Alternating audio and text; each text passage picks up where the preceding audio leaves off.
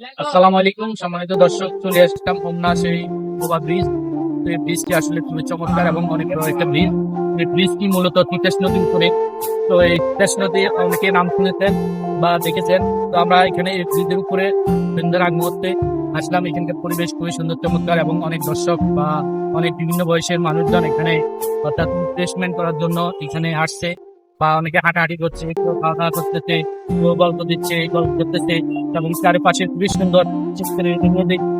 নদীটি এই যে দেখুন বিভিন্ন এই যে মাঝখানে যে ইয়েগুলি বিভিন্ন ফেনা তো এখানে মাঠের বেরিয়ে অর্থাৎ যারা মাছ চাষ করে তারা ব্লক করে রেখেছে। তো আসলে নদীটি আমরা দেখতে পাচ্ছি ওই যে ওইখান দিয়ে একটা ঘাট।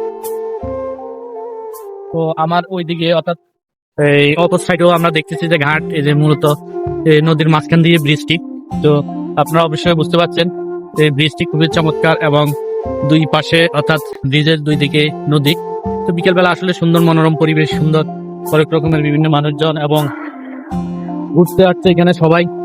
তো এই ভিডিওটি কেমন লাগলো অবশ্যই মূল্যবান মতামত জানাবেন। আল্লাহ হাফিজ।